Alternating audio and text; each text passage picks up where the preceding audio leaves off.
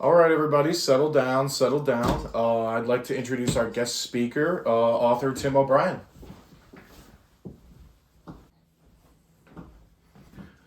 Hello, everybody. My name is Tim O'Brien, and I will be conducting a Q&A today about my book, The Things They Carried. Please ask me anything about the book, my time in Vietnam, or just about my life in general. Hello, what's your name and what's your question?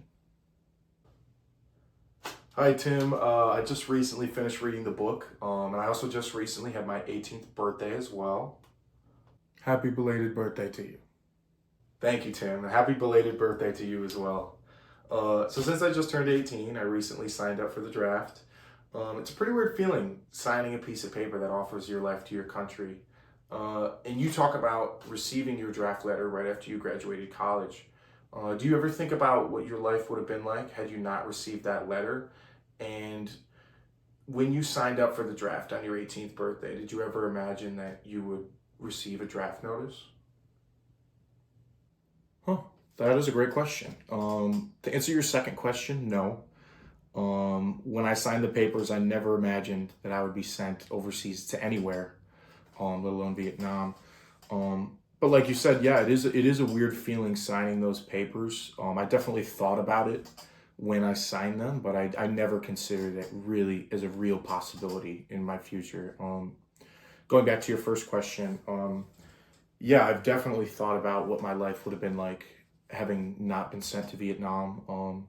I think I would have written a lot more genres of books, less tales of horror and death. Um, I probably would have gotten a wife a lot sooner. But honestly, I was one of the lucky ones. I think way more about what the guys' lives would have been like that we left over there. So, thanks for your question. Next question. Hey Tim, in the book you talk a lot about what makes a war story true. You talk about how something happening and something being true are two totally different things. Since the book is mostly full of fiction stories, is there one story that stands out to you that has the most truth to it? Wow, really great question. Fantastic question. To me, the character, or the story, I should say, but really the character that had the most truth to it would be Marianne. Um, to me, she played more than one character. She was every single one of us when we got over there.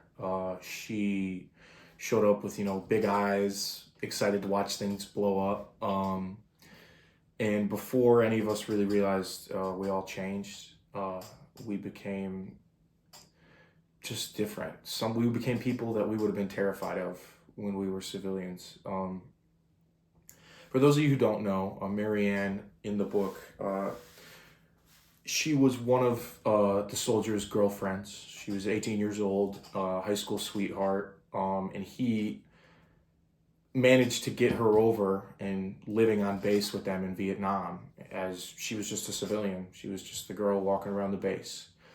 She showed up with pigtails in her hair and a pink skirt on, and within a few months, she became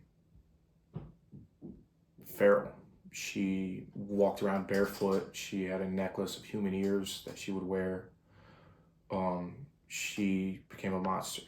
Uh, and in the book, a lot of people say that the reason that she became that way is because she was a woman, and women can't handle war. Um, but I talk about in the book how that's not the case, because in reality, she was the same as the rest of us.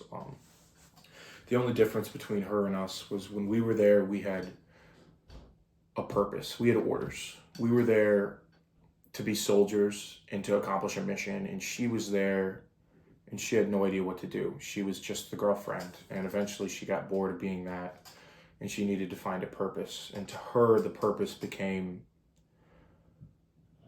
the war. She became the rainforest. She merged her mind with the mind of the war.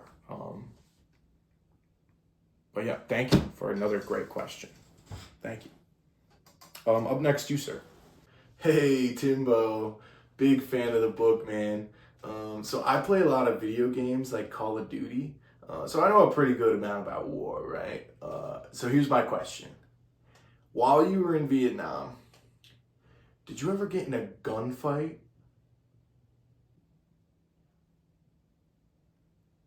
Uh, you said you were a fan of the book? Big fan. Big.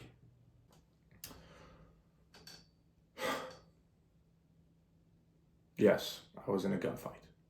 Oh man, that must have been so cool, man. I'm so jealous. It was not.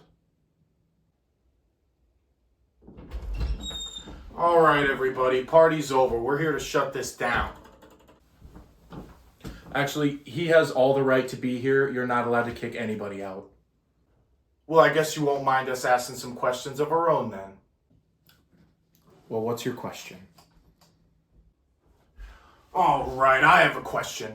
This book has so much violence in it, it makes me sick.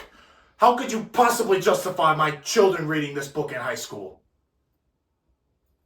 Well, you are right. The book gets quite violent at times. But I personally find no problem with high schoolers reading about this kind of violence. And the main reason why is a lot of the guys that I was over there with were 18 or 19 years old themselves. A lot of these guys didn't even have high school diplomas. They were ripped out of high school and forced to fight a war, which a lot of them didn't even believe in. And I think it's important, especially for young men, to know that this is a real possibility in their life. This is something that could happen. If their country goes to war and they end up drafted, it's something that could very well be their future. Well, what about the water buffalo that Rat Kiley tortures? You really think that kids should be reading about torturing animals? My cat and I were horrified by this. Beyond offensive. Okay, the water buffalo. Wait, sorry. Did you say your cat was offended? He was outraged.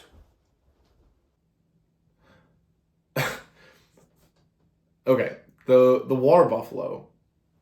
The man who tortures the water buffalo just watched his best friend step on a landmine right in front of him. And the only reason he stepped on it is because they were fooling around. They were joking around. He was completely hysterical. He didn't know what to do. And none of us could intervene because how do you intervene in that? It only would have made it worse. We would have gotten ourselves hurt, or we would have hurt him in the process of trying to stop him. The water buffalo is used as an example. The water buffalo is something that was just in the wrong place at the wrong time, and then it ended up getting completely mutilated because of it. And it's really similar to Rat's friend in that case. Is clearly neither of them deserved it. They were completely innocent, but it happened anyway because that's war. All right, well, forget about the mutilation stories you tell. What about at the end of the book where you tell a story of a guy who comes back and he's a loser and he hangs himself in a YMCA bathroom and he doesn't even leave a note? How could you possibly defend that? Okay. Now you're striking a nerve with me. How dare you call that man a loser? This man saw things that would keep you up at night. You would never be the same person after you saw the things that he saw. So how dare you call this man a loser? And I tell this story because it is 100% true, by the way. It's one of the few stories in the book that is 100% true. This was a real man that I knew who was going through exactly what I wrote about. When you go through what he went through, or what any of us went through, and you have this purpose, you have a mission that you need to accomplish, and then you come home and you're flipping burgers at some fast food joint, you lose your drive, you lose your passion. You feel like your purpose is gone. When you go from a gunfight to French fries, you lose your drive. You feel useless. And that's exactly what happened to this man. And it's something that happens to people to this day. Countless veterans struggle with this when they come home today and quite frankly, I don't think that we're doing enough to help them. I mean, these guys gave up their sanity, sacrificed their lives, risked their lives, lost many friends along the way to keep your country safe and to help keep this place our home. And I cannot believe that you would say something like that. Well, I'm still offended. Okay, I'm done with you three. Going back to the regular audience now. And by the way, you didn't have to keep switching outfits to ask me a question. Any of you could ask me a question. Well, where's the fun of that? All right, back to the audience. Any other questions? Hey, Tom, I have a question. And that concludes our Q&A. All right.